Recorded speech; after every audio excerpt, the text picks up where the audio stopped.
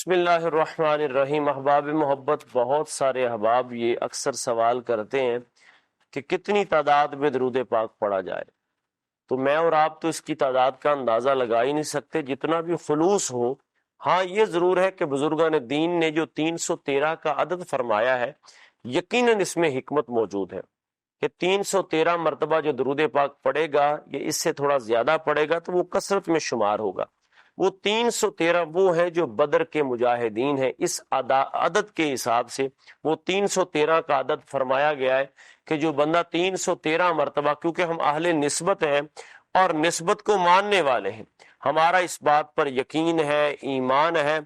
کہ ہم اہل نسبت ہیں، اور نسبت کی وجہ سے جب کسی نیک بندے سے، اللہ کے برگزیدہ بندوں سے انسان کی نسبت ہو جاتی ہے تو یقیناً بر یقین وہ نسبت کی وجہ سے اللہ تعالیٰ کی ذات اسے بھی اپنا محبوب اور قریبی بنا لیتی ہے۔ کیوں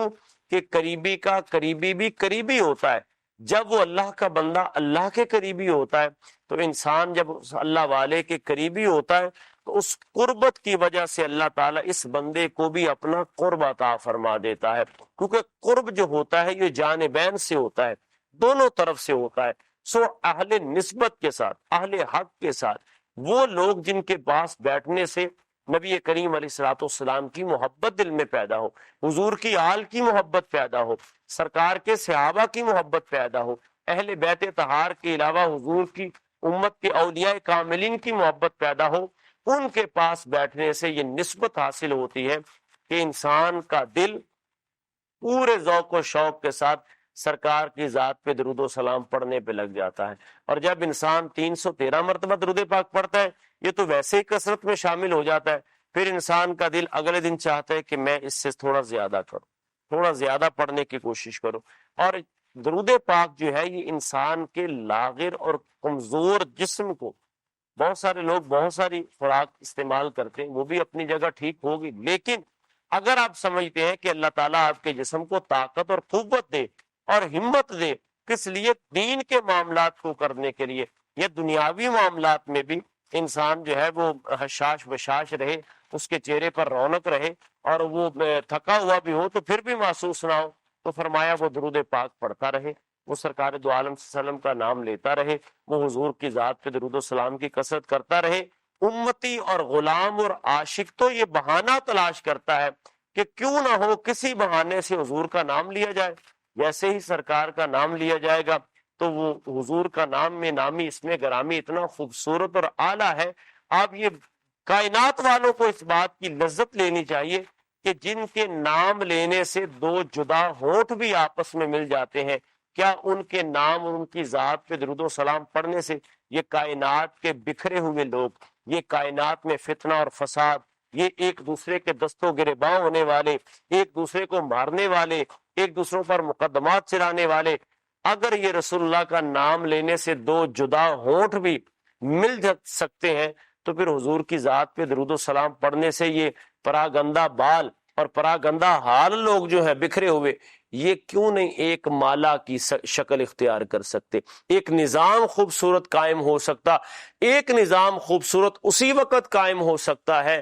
جب انسان کا تعلق رسول اللہ علیہ الصلوۃ والسلام کی ذات سے ہو جائے۔ وہ درود پاک کی برکت کی وجہ سے جب ایک شخص بھی درود پاک پڑھ رہا ہے، دوسرا بھی پڑھ رہا ہے، تیسرا بھی پڑھ رہا ہے، چوتھا بھی پڑھ رہا ہے، یہ ایک خوبصورت چین بن جاتی ہے،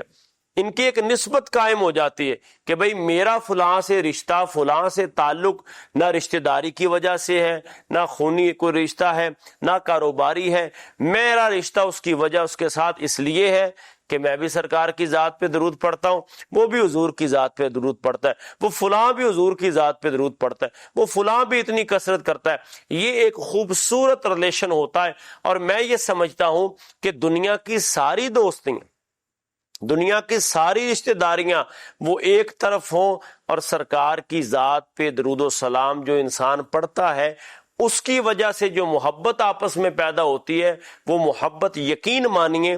دنیا میں بھی فائدہ دیتی ہے، قبر میں بھی فائدہ دیتی ہے، حشر میں بھی فائدہ دیتی ہے۔ کیوں کہ پتہ چل جاتا ہے کہ اس کا چہرہ روشن ہے، یہ بھی سرکار پہ درود و سلام پڑھتا ہے، اس کا چہرہ روشن ہے، وہ بھی حضور کے درود و سلام پڑھتا ہے۔ اور پھر میں نے پہلے بھی عرض کیا کہ حضور کے نام لینے سے دو جدا ہونٹ مل جاتے ہیں، تو پھر ٹوٹے ہوئے دل کیوں نہیں مل سکتے ہیں؟ تو جب یہ سارے ایک پیر بھائی بن جاتے ہیں تو پھر ایک دوسرے کی تکلیف میں، دکھ میں یہ ایک دوسرے کے ساتھ شانہ بشانہ کھڑے بھی ہوتے ہیں۔ یہ خوبصورت معاشرے کو ترتیب دینے کا عمل ہے کہ انسان سرکار کی ذات پہ درود و سلام پڑھے۔ جب یہ حضور کی ذات پہ درود و سلام پڑھنے والے سارے مل جائیں گے تو یقین مانیے یا یوں سمجھ لیں کہ جب سارے حضور کی ذات پہ درود و سلام پڑھنے والے بن جائیں گے تو معاشرہ ایک خوبصورت شکل اختیار کرے گا، وہ شکل محبت کی شکل ہوگی۔ تو جب سارے ہی محبت کی شکل میں، ایک پیار کی مالا میں بن جائیں گے تو پھر مسلمان ایک جسد واحد کی طرح ہو جائے گا۔